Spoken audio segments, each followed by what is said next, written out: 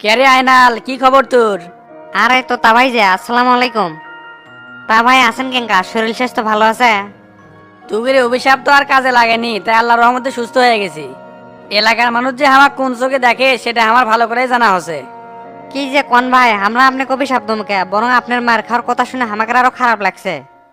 শোন আয়নাল, নাটক করবো না। তুই যে তলে তলে শামসুর দালালি করিস সেটা কিন্তু আমি জানি।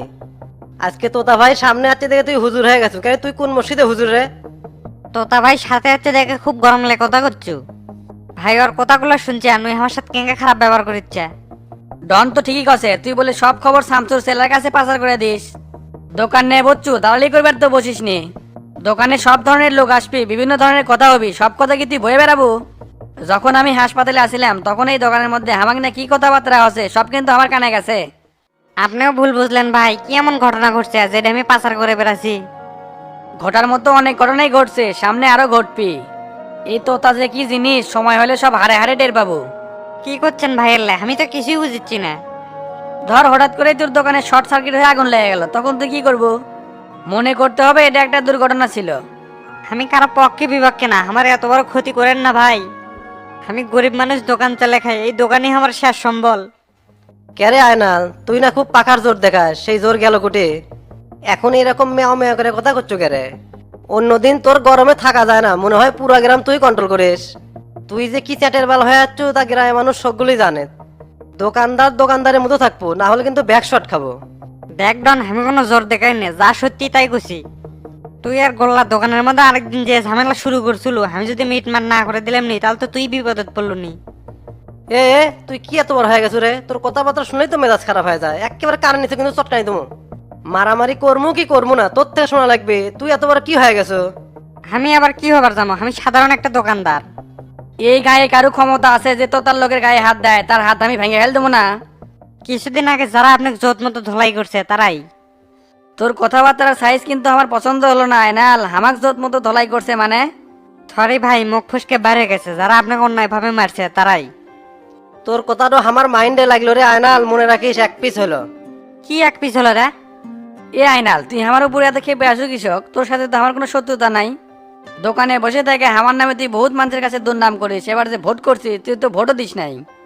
আমার জানার মধ্যে তোর দোকান থেকে তো কোনোদিন বাকিও খাই নাই, মানুষের ভালো করবার চাই আর হয়ে যায় দুর্নাম না। এই কিছুদিন আগে যে তোর বাবেক বয়স্ক ভাতার কাট করে দিলাম, সেটা কি তুই খারাই ভুলে গেছু? আমি যদি তোর বাবেক বয়স্ক ভাতার কাট করে না দিলাম নি, তাহলে তো কাটই পায় না, বহুত দিন তো দাঁড়ে দাঁড়িয়ে ঘুরতেছে, কেউ তো করে দেয় নাই। হ ভাই, সবই মনে আছে, আপনি কাট করে দিছিলেন। তাহলে তুই আমার পিছিয়ে লাগুচ্ছ কৃষক। শোন, সামনে উপনির্বাচন, ঠিকঠাক মতো থাকবো, তোর নামে তেন কোনো কথা শুনি না। যদি শুনি এবার কিন্তু তোর খবর আছে, বহুতবার ছাড় দিছি, এবার কিন্তু কোনো ছাড় হবে না। তোতা ভাই, আমি দোকানদার মানুষ, আমার দোকানত নানান রকমের মানুষ আছে, আমি কারো দালালি করি না। ঠিক আছে, দেখা যাবে নি, আজ থেকে তোর উপর নজর থাকবে, বিষয়টা মাথায় রাখিস। আচ্ছা ভাই, কথাটা আমি মাথার থমো। আর ভাই আপনি না অনেক মানা করে দেন, দোকানত এসে যেন হুটহাট কারোর সাথে মারামারি না করে, আর বাকি খেয়ে যেন টাকা দেয়। এই ডন, তুই দোকানে এসে কোনো ঝামেলা করবো না, খালি নজর থুবো আয়নালের উপরে। ভোটের আগে এক চোখে চোখে রাখা লাগবে, এই কিন্তু লোক সুবিধার নয়। তোতা ভাই, এই মাদারি কিন্তু গিরগিটির মতো রং পাল্টায়। গোল্লারা আসলে চা পানি খিলাবি, টেকা নিবি না, আর আমি আসলে পারে খালি খাও খাও খাও খাও করবি, টেকা দেওয়া জিনিস পাওয়া যায় না। শুলধুগরি গ্রামের মধ্যে ই কিন্তু এক নাম্বার দালাল ভাই, আর কথা ওয়াক লাগায়, ওর কথা ওয়াক লাগায়। ইচ্ছে হয় আর মুখটা সুপার গ্লু দিয়ে আটকে দেই। এ তুই না পাট কমলে কথা কর, তুই তো হাং মানুষই মনে করিচ্ছ না। তোকে তো মানুষই মনে করেছি না রে, তুই তো আগে আসলে চিকেন চাটা। ক্লাস 2 পর্যন্ত একসাথে পড়ছি, তোর কাছে কোনোদিন বসেই নেই তোর গায়ের গুন্দুর জন্য। 2 টাকার একটা দোকান দিয়ে বড় বড় কথা কই শালা মাদারি। ভাই দেখছেন ডনের কথাবার্তার সাইজ কি? এ আয়নাল ভাই কিন্তু তোর পুরো আগে আছে, এই দোকানে কিন্তু আজ থেকে কোনো দালালি হবে না। শামসুর লোকের সাথে যদি আর কোনো ঘুটুর মুটুর দেখি, তোর কিন্তু খবর আছে। দোকানদার দোকানদারের মতো থাকবো, তুই কোনো উকিল ব্যারিস্টার না যে মানুষকে তুই সব সমাধান দেবো। নেতামি করার যদি কোনো ইচ্ছা থাকে তাহলে দোকানে ঝাপ বন্ধ করে রাজনীতি কর। তোর কথাবার্তার সাইজই কিংবা খালি কাজে করার লাইন। ভাই আপনি না কিছু কন, না হলে ডন ঠিক হবে না। এই ডন, তুই দোকানে এসে কোনো ঝামেলা বাগাবো না, খালি নজর থুবো আয়নালের উপরে। আচ্ছা ভাই থমনি। তাহলে এখন চল, এনা ডাক্তারের কাছে যাওয়া লাগবে। এ আয়নালে একটু দোকান থেকে বাড়াতো। কি করবো ওর থেকে ক, দোকান থেকে বানান লাগবে কে? তুই সবাই খালি বেশি কথা কর, যা করছিস তাই শুনে পারিস না। আজ আলেম কি করবো ক? কে রে, হুট করে তুই আমাকে মারলু কে শখ? তোতা ভাইয়ের সাথে বেয়াদবি করছিস, তার জন্য একটা দিলাম। আমার সাথে বেয়াদবি করছো তার জন্য একটা দিলাম, শামসুর দালালি করার জন্য একটা বোনাস দিলাম।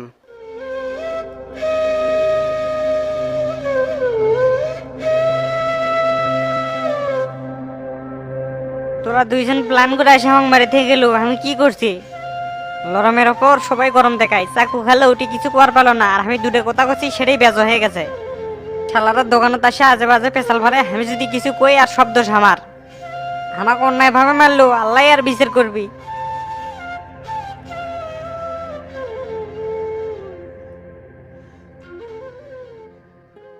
মঞ্জু সাহেব, এলাকার পরিস্থিতি কি বুঝলেন? এলাকার পরিস্থিতি তো থমথমে, বিশেষ করে সাবেক এমপি রাজনীতির মাঠে গ্রুপিং করিচ্ছে, এতে করে নেতা কর্মীদের মধ্যে দণ্ডকলহ সৃষ্টি হচ্ছে। নেতাগেরে কামই তো এলে, নিজেদের স্বার্থ সিদ্ধি করার জন্য কত কি করবি।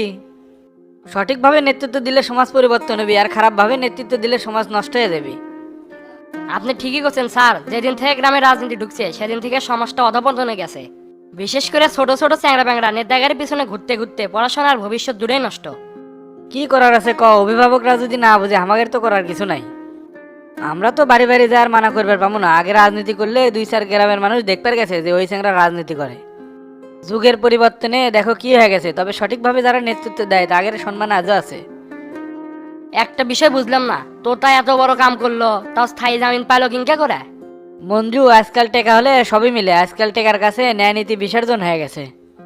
এলাকায় আপনি ভালোভাবে নজর রাখবেন যাতে কোনোভাবে বিশৃঙ্খলা না হয়।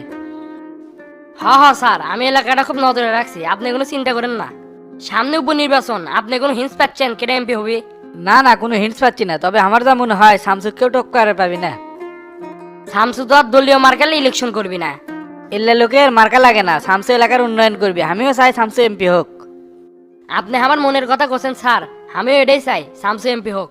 ঢাকা থেকে এনএসআই আমাকে বারবার ফোন দিচ্ছে এলাকা ভিজিট করবি, সামনে উপনির্বাচন না, সেই জন্য এলাকাত কোনো ঝড়ঝামেলা রাখা যাবে না। আর যারা ক্যান্ডিডেট তাদের সাথে সরাসরি কথা কবি। আপনি ফোর্সের সংখ্যা বেড়ে দিয়ে সিভিল ড্রেসে এলাকার মধ্যে টহল দেন, কেউ যেন ঝড়ঝামেলা না করতে পারে।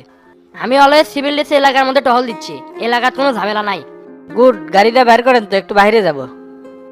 ওকে স্যার, বাইর করিচ্ছি। ক্যারে বাজারে সেই কখন গেছো? কেবল যে আসার সময় হলো। বাজারের অবস্থা তো খুবই খারাপ, প্রত্যেকটা জিনিসেরই সেই দাম বেড়ে গেছে। সেটাই তো হলো, দেশের পরিস্থিতিও ভালো না, সামনে যে কি হয় আল্লাহই ভালো জানে। বিশেষ করে গরিব মানুষ আর মধ্যবিত্তরা খুব কষ্টের দিন কাটাচ্ছে। এই মানুষগুলো দেখলে খুবই খারাপ লাগে, কিন্তু আমাদের তো করার কিছু নাই। যা হচ্ছে তা খালি দেখে যাওয়া লাগবে, তাছাড়া কতজন মানুষকে সাহায্য করবো। আমি একটা চিন্তা করছি, এলাকার মধ্যে যারা গরিব বৃদ্ধ মানুষ তাদের সাহায্য সহযোগিতা কর্ম, এটা করলে কেঙ্কা হয়? হ্যাঁ ওস্তাদ, এই কামটা করা যায়, এতে করে এলাকার গরিব মানুষের খুব উপকার হবে। তাহলে তুই একটা লিস্ট কর যারা যারা এই অনুদান পাওয়ার যোগ্য, আর কোনো লোকজন ছাড়া না পড়ে তাকে আমি চাল ডাল দিবার চাই, আর বৃদ্ধ লোকে লুঙ্গি আর পাঞ্জাবি। ঠিক আছে ওস্তাদ, আপনি আমাকে 2-3 দিন সময় দেন, এর মধ্যে আমি করে ফেলাম। আমাকে মাঠে যারা যারা কাজ করতেছে তাকে ফোন করে জানে দেশ, তারা যেন একটা খরচা তৈরি করে। ঠিক আছে ওস্তাদ, জেনে দেবনি। আর মানিক ভাই কবে আসবে? ওই তো কাজের ঝামেলাত পড়ে গেছে, আজ আরো 2-3 দিন দেরি হবি। তে বাজার যে লিয়ে এলো, আয়নালে কি টাকা দিয়েছ? না না দেইনি, পরে দেবনি। এরপরে কি রে, পকেটে টাকা থাকতে বাকি লেশ কৃষক, এটা একটা বদ অভ্যেস। লগত জিনিস লিজু লগত টাকা দেবো, টাকা কাছে না থাকলে সেই হিসেব আলাদা। এখনই যাই আয়নালে টাকা দিয়ে আয় যা। কে বলি দোকানের থেকে এলাম, কাল সকালে দিয়ে আসমনি। আবার কথা করছো? এখন যাবার কাছে এখনই যাব। আচ্ছা যাচ্ছি। ভাই আবার কুটি যাওয়ার জন্য বের হলেন? তুই কি তো খুঁজিচ্ছি, না আনালে দোকানে যাওয়া লাগবে।